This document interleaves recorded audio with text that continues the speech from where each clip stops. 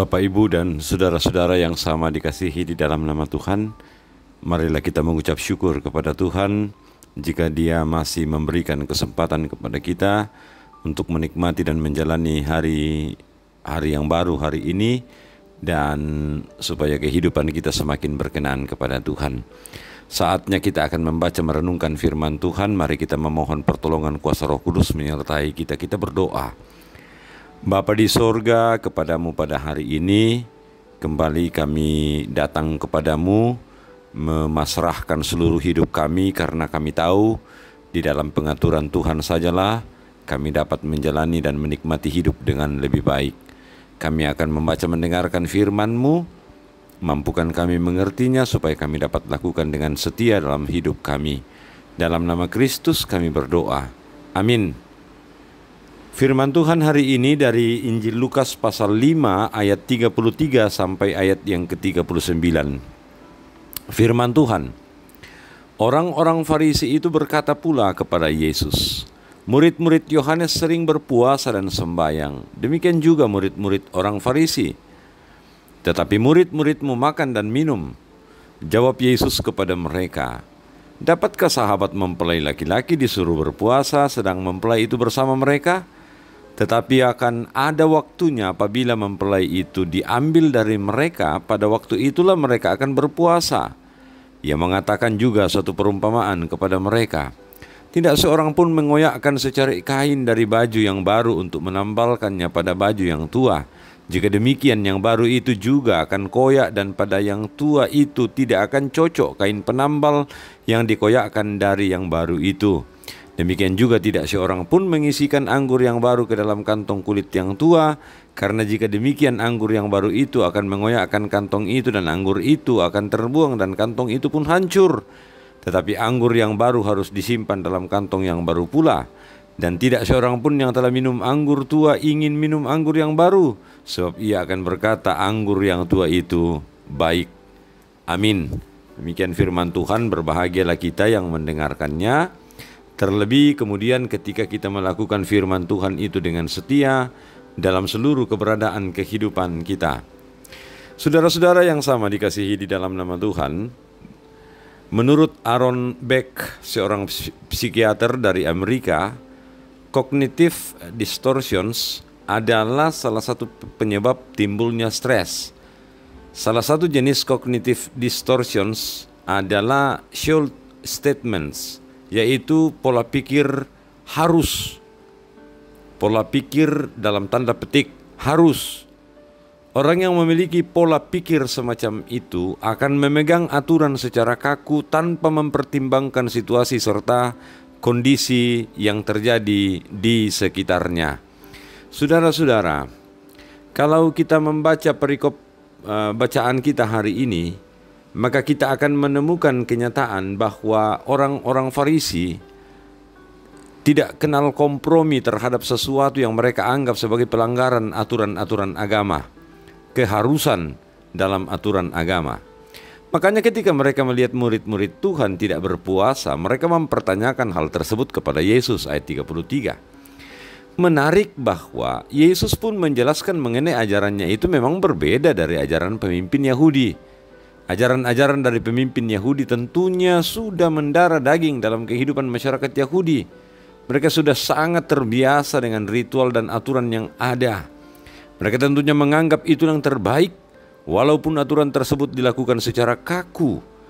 Tidaklah demikian, saudara-saudara, dengan ajaran Tuhan Yesus. Tuhan Yesus membawa suatu perjanjian baru, di mana ajaran dari Tuhan Yesus ini hanya dapat diterima oleh setiap mereka yang mau menerima hidup baru bersama Yesus dengan melepaskan aturan atau cara hidup yang lama, seperti ilustrasi yang disampaikan Tuhan ayat 36 sampai ayat 39. Saudara-saudara, melakukan aturan itu sangatlah penting memang. Misalnya dalam sebuah persekutuan, aturan dan kewajiban untuk mengikuti aturan itu penting juga. Tetapi dalam persekutuan untuk kemuliaan dan kebesaran nama Tuhan itu hanyalah instrumen atau alat, dan itu bukan tujuan. Tujuan utama kita bukanlah kemudian aturan dan keharusan mengikuti bagian-bagian dari aturan itu. Tujuan kita sebenarnya adalah melakukan seluruh bagian kehidupan kita untuk kemuliaan dan kebesaran nama Tuhan. Oleh karena itu, menjalani keberadaan kehidupan kita ke depan ini, jangan terjebak.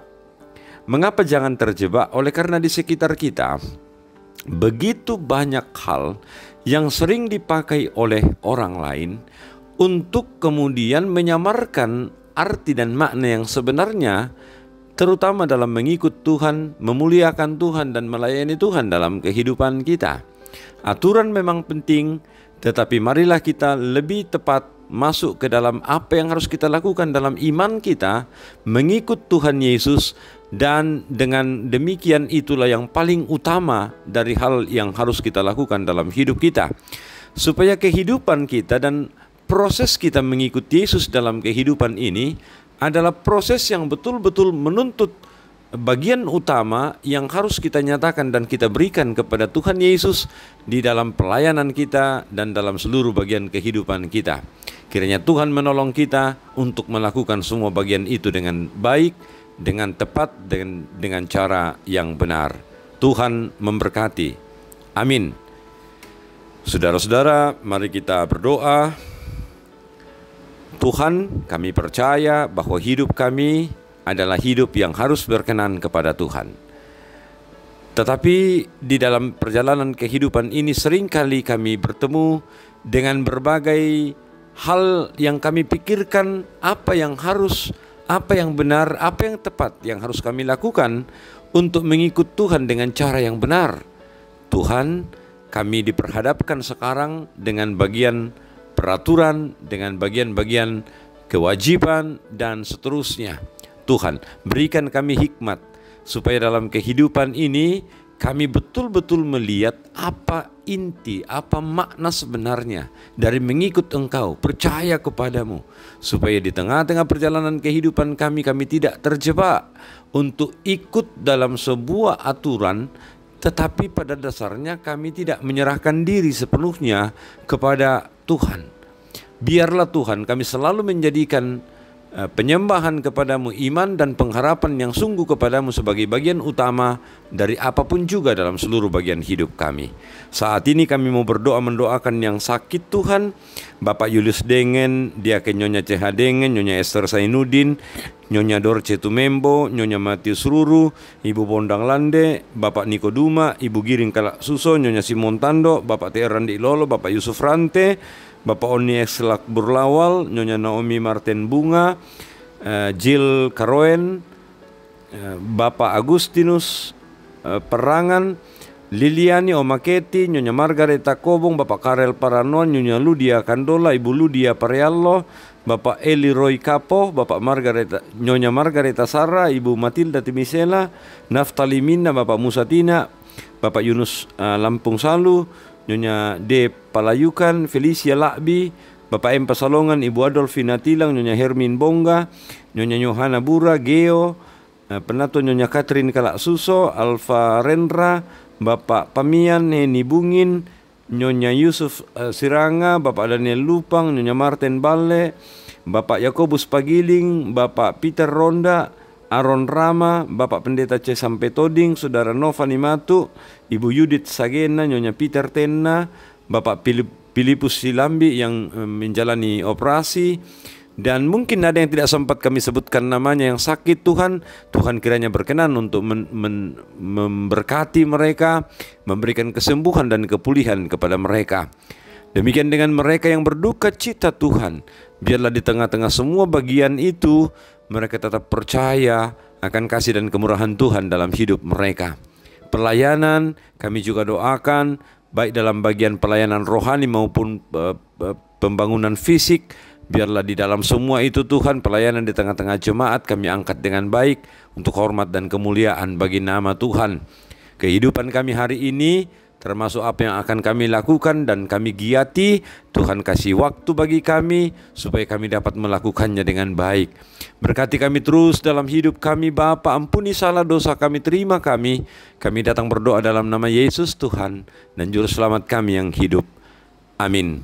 Demikian saudara-saudara firman Tuhan yang mengantar kita untuk menjalani kehidupan hari ini dengan baik. Salam.